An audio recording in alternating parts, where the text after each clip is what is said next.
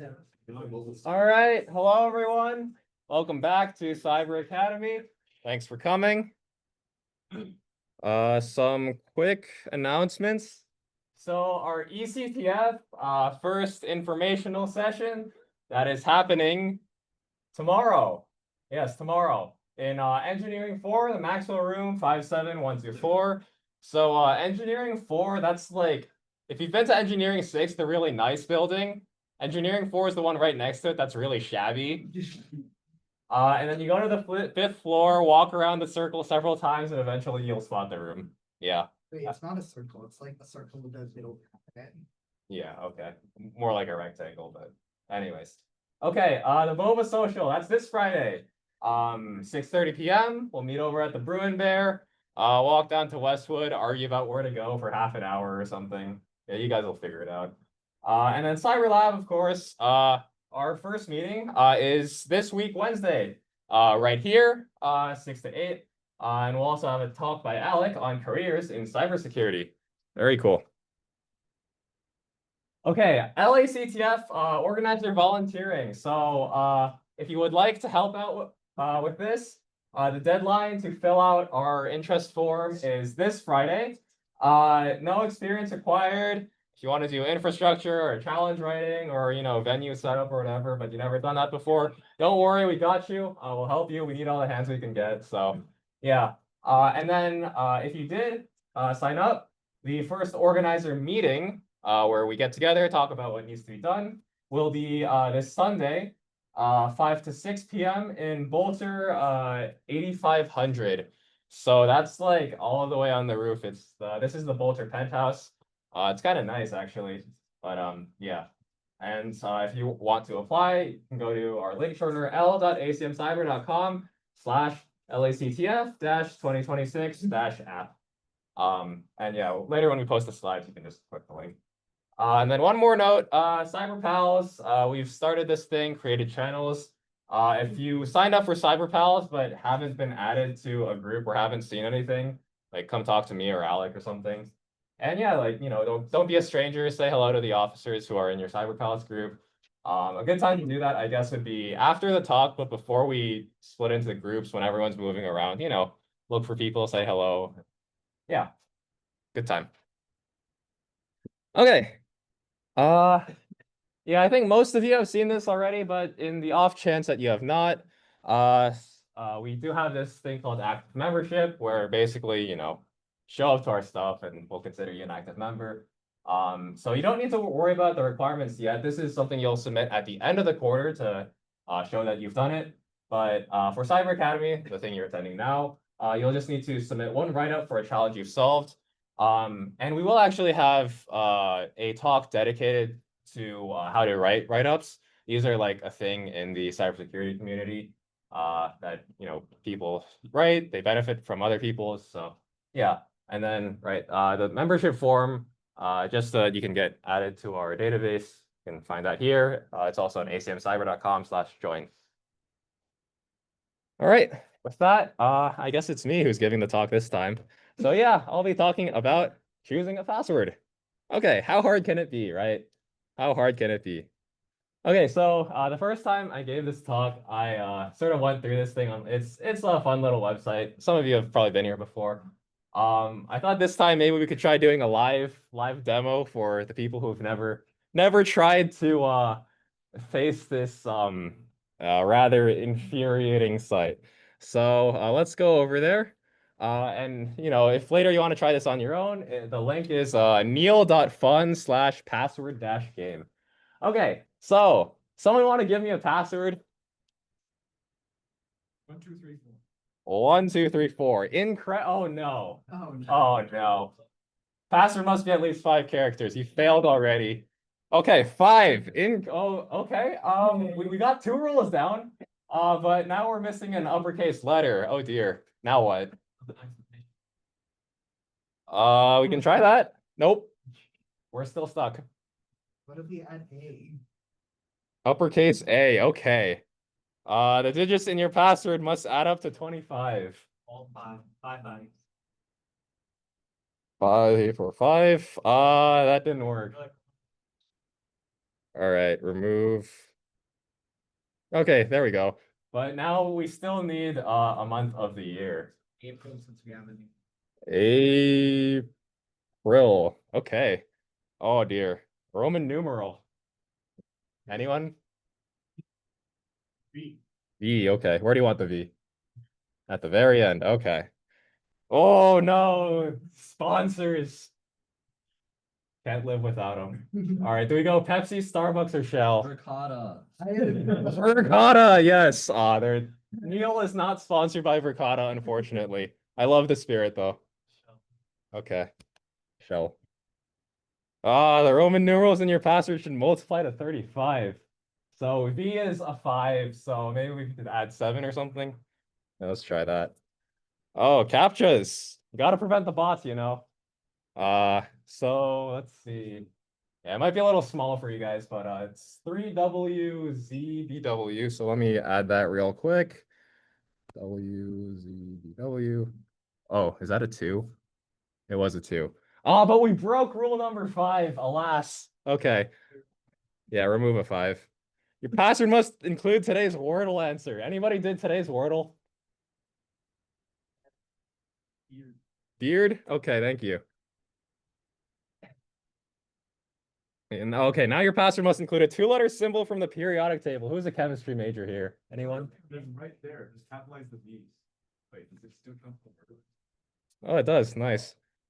It's the current phase of the moon. Oh my. Come on, emojis. Okay. Well, for some reason the emoji on my Mac is not working. So let's stop there. This goes on for a really long time. But After you solve a chess puzzle. yeah. Spoiler. Oh. So yeah, as you can imagine, this can be a rather infuriating process. If you got past the moon, you end up at a GeoGuessr thing. I don't remember what goes after that. But yeah, what's the point of all this? So obviously the website is sort of like, a mockery of, when you create accounts on websites and they have these restrictions about uppercase, lowercase, numbers, special characters, must be longer than this, must have whatever. But like, is any of that actually meaningful? Does it make your password stronger? Do you even remember what you put in the first place? So you just need to like go back to your email, reset the password every single time. Well, okay, so nice place to start would probably be what actually makes a password strong.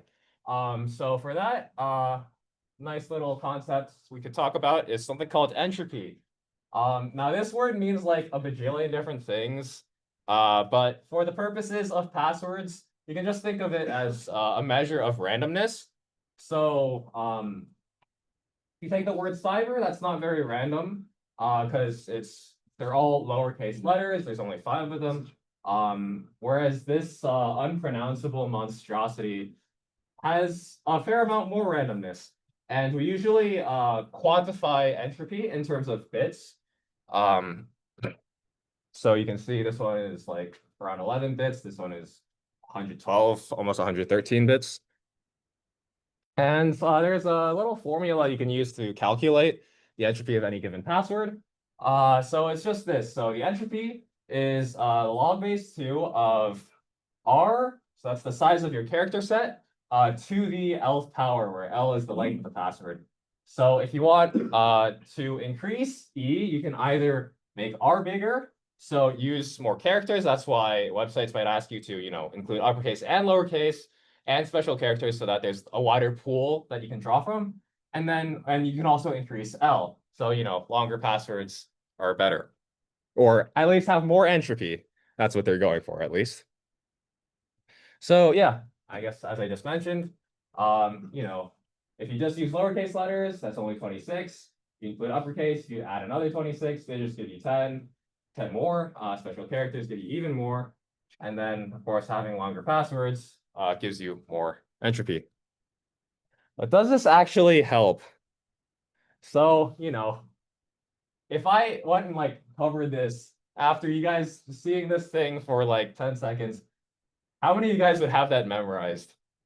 Unless you have photographic memory, I would guess like none of you, right? And certainly shorter passwords are much easier to remember, like Hunter2. Oh, I guess quick hack, I guess internet culture. A long time ago, back when people were using this thing called IRC, some poor fellow was tricked into revealing his password, and it was just Hunter2. So you'll be seeing this a lot.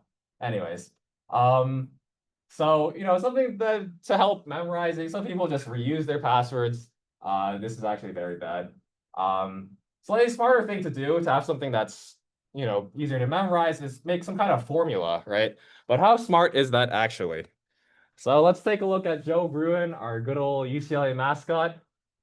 Suppose he made an account on Bruin Walk and he set his password to down with Trojans Bruin Walk. So, got a nice little thing here. Certainly, as Joe Bruin himself, it wouldn't be too hard to remember saying down with Trojans. This O is actually a 0, so we got a number down. These are uppercase, so he's got uppercase and lowercase, and then even put an exclamation point. So, if Brunwalk wanted like their numbers and special characters, he's got it all, right? And then, tack on a Brunwalk at the end. But suppose you knew this, and then you also knew that Joe Bruin had an account for Hotseat. What do you think his password for that website might be? Anyone want to take a guess, take a stab? Well, if you guessed down with Trojans Hotseat, you'd be right. So it seems like that was not the best formula if you knew one. Okay, he is now up to security. Okay, so he's still got the nice prefix. He still, includes the website name in there, but he's included this mysterious number at the end, 9. Do you think it's 9 every time, or perhaps does that have something to do with the website name? 1, 2, 3, 4, 5, 6, 7, 8, 9. What do you think his password for Hotseat is? Yeah, just tack on a 7, right? So yeah, there's that. I'll come back to that shortly. But also, suppose this was his password for Brunwalk. Then Brunwalk was like, your password should be between 6 and 18 characters. Oh, this is longer than 18 characters. Done work. Also, what if like exclamation point for some reason it didn't count as a special character? Brunwalk wants something else. This goes on. And yeah, as we were mentioning before, when we were trying to crack Joe Bruin's password for Hotseat based on his password for Bruinwalk, what if a Trojan saw Joe Bruin type in his password at a game for one website, with a little thinking or a little luck, perhaps he could get into all of Joe Bruin's other accounts. So yeah. Though I guess a quick point on this, how much of a threat is like, someone peeking over your shoulder or otherwise leaking? So I guess a quick little oversimplified version of the web. When you sign the password, you type it into your computer, you send it over the interwebs, it goes to a server or the site you're trying to access is. And so, usually if you're using encrypted traffic like HTTPS, then your traffic shouldn't be visible to other people. Um, from your home computer. Yeah, just like make sure other people aren't staring at your computer while you type in passwords or something. Bad, Andrew.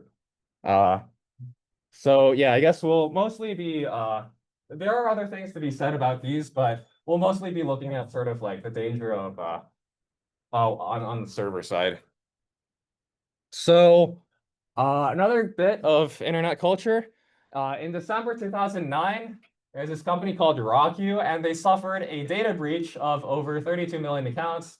Not the best. But what was even worse was that the database was unencrypted, but even worse, the user passwords were all stored in plain text. So that means they were just in the clear. If your password was Hunter2, the hackers would see open up that password file and they'd see, you password Hunter2. Yeah, that's not great.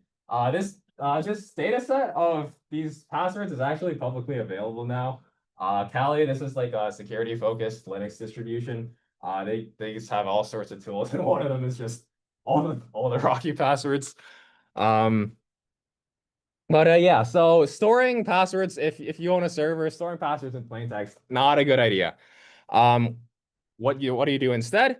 So real quick, secure hash function is something that does the following things. So first of all, it's a function, and it's not like a random function. So the same input produces the same output, right? If you have like the function, y is x squared, if you put in 3, you shouldn't get like a different answer every time, right? Second, it should be extremely difficult to get the input given the output. So if you're given like the final output, but you don't know what the input is, it should be very hard to like take this and somehow wrangle it back to the input. And so the output sort of looks random, and then similar inputs will produce wildly different outputs. And then lastly, everyone should know how the function works. So, I guess I have an example here. So like all of you could, run the SHA-256 hash function on your own computer because like the way to compute the function is known to everyone, but somehow still it's very hard to like sort of reverse engineer an input from the output. So I guess an example here, if you take the string yahaha, all lowercase, put it through the hash function, then you get this output of bytes. But if you just make the y uppercase, you get something completely different. And so what people do in practice, or what they should do in practice at least, is that servers store hashes of passwords. And when a user sends a password, they take that and then they hash it, and then they see if the hashes match. So it's like they don't store the input, they store the output. And then users give the input, they run it through the function to get the output, and then they can see if they match. Now, SHA-256, the one I showed you, one very common, sort of well-known, is actually pretty fast to calculate. And so people have developed slower hash functions. I think a very popular one is Argon2 ID. These are used instead. And the reason is like, if a user sends the correct password, maybe it takes like a little longer to, calculate the hash function, but, they should get it right. And so you don't really spend that much time comparing like a correct answer, right? But if someone was trying to like brute force it, right? Then for each wrong answer they attempt, they have to calculate yet another function call of Argon2 ID. And so that sort of slows down attackers, whereas a legitimate user would not be affected too much, right? And yeah, so even if a data breach happened and the data was decrypted, all the attackers would have is just this big list of hash function outputs. And so they have to, spend a long time cracking these hashes, or, just like testing random inputs to see whether the input actually produces that like hashed password, right? May not stop them from trying though. So I guess I won't go into this too much, but if you want to play around with this, there's this application called Hashcat that basically this is like a password cracker. So I guess if you lose your password, and this was like on a really old machine where they weren't using one of these updated hash functions like Argon2 ID, you can give it to Hashcat, and they like optimize the heck out of calculating hash functions. And so yeah, this is like the tool you can use to try to reverse hashes. It'll still probably take a while if you made a good password, but if it's a bad password, or if it's one of the RockU passwords or something like that, this fella is a real fast. Okay, but enough of that. What can you do as a normal person, cybersecurity minded, but a normal person? You're not trying to steal other people's passwords. So there's I'll talk about sort of a few things. One, password managers. So these are things you can think of them like a wallet, but for your passwords. And they'll store, and most good ones will also generate passwords for you. And they're good at generating these like very high entropy passwords.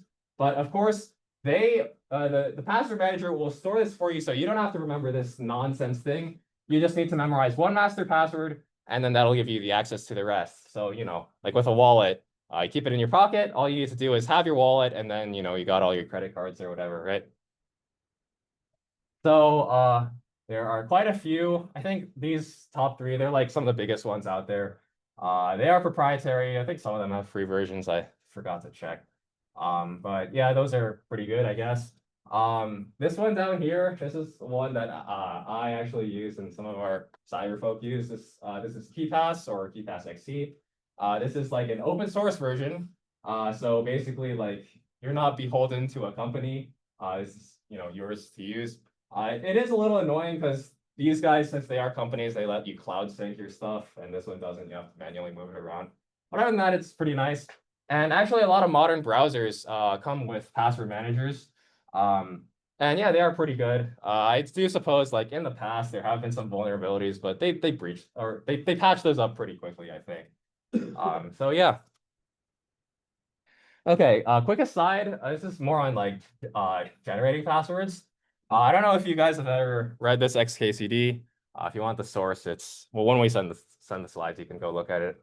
But yeah, basically, this smart fellow, humorous fellow, Randall Monroe, he came up with this idea to just like take, just several common words to use as a password. And I guess, now that I've talked about entropy, you guys can see that, with this thing up here, right? The character set is very big, right? Because they got uppercase, lowercase, numbers, special signs. But this is like, as this cue ball says, this is hard to remember, right? Whereas here, the character set is smaller, but since they're using 4 or you can use more words, the length is a lot longer. So that sort of makes up for the entropy. And actually, in the example he gave, this correct horse battery staple has more entropy than this troubadour at or and 3 thing. And I think some password managers, they have the option for you to generate something like this with very large word banks. So yeah, that's something you could try as well. Password peppering. So this is sort of an extra layer of security. So yeah, if you have a password manager, that's great. But then again, what if Andrew is looking over your shoulder and reading your passwords, right? So if you don't like the idea of, having your passwords be out there in plain text, even if it is within a password manager, there is this thing called peppering. Actually, there are actually multiple uses of this word, but for the client side, this is like you almost have this secret inside your head. So unless Andrew can read your mind, the pepper is safe. And so, yeah, imagine like if you had the password hunter 2, but you're a big fan of LACTF, sign up to volunteer. Shameless plug. So you have your pepper, which is LAC17. Then inside your password manager or wherever, your password would look like hunter 2, but if someone tried to put this in for you, that would not work because the actual password is like that plaintext password plus your pepper. Yeah. Okay, 2FA, you guys should all be familiar with this because of Duo Mobile. But yeah, even if an attacker gets your password right, they still can't get in because they don't have your phone or your hardware security key or any other of these forms of 2FA. Okay, it's a bit of a joke, but no matter how good your password is, if someone could like beat you up and get you to spill your secrets, that's not great. So yeah, learn situational awareness, I suppose. Fun times. This is also from XKCD. Some don'ts of password. So don't reuse your password across sites. If your password there got breached and some attackers just, got it off the dark web, thought they'd try sending it around, then they'd be able to immediately access whatever other sites that you reuse the password on. Don't put your password on a sticky note on your computer. I mean, unless you live in a bunker somewhere, this is not a good idea. And then, yeah, sending other people your authentication codes. I do have a personal story about this one. You can ask me about it later, but yeah, it's a bit of an embarrassing one. Don't do that. Little bonus for you. There's this cool website called Have I Been Pwned? So basically, this kind fellow, he decided to make a site where he just sort of kept track of sort of the largest or as many data breaches as he could. And then you can enter your email address and it'll go search all these data breaches to see whether your email shows up on any of them. So yeah, nice little thing you can visit if you want. And I will say there is also a thing you can do here where you can search by password. I'm pretty sure he wrote a whole article about how it's not actually sending your password because otherwise you'd just be giving in your password, right? He does something where he like sort of truncates it or like looks at only half the hash. So yeah, it's good. It's good. But yeah. So any questions? I haven't bring that much, but I've heard like salting. It's like Yeah, so salting usually refers to something you do when you hash. So if you saw before, like I guess I sort of give a simplified thing where you just stick your password into the hash function, right? But that can be a little vulnerable, or I guess not too vulnerable, but a way to increase security even more is that they'll just like take sort of a random string and then add that to your password so that even if it is a common thing like Hunter2, what may be less common is like Hunter2 ampersand 12a whatever. And then it'll calculate the hash of that and store it. And they'll also store the salt in plain text, but the idea is just that like since Hunter2 is such a common thing, perhaps some attackers they already have what the output of that is memorized. And so, if they just hashed Hunter2, then you would see that see the output and be like, oh, I know what that is. I've seen it before. But since they add this random part to it, you don't actually know what that output is, and you have to like manually, try passwords and then adding that random thing to it yourself and calculating the hash function to get the same result. So yeah, that's usually the job of the server. So like people storing the passwords. Good question. If nothing else, then yeah. Oh, this might be outdated. The link should still be good. The QR code might work. If you have any feedback, we'd love that. But otherwise, yeah, we can end that here. I guess we'll have fundamentals in the front of the room, advanced in the back. And yeah, if you're in a cyber pals group, say hello to your group or say hello to the officers. We don't bite. Yeah, thanks everyone.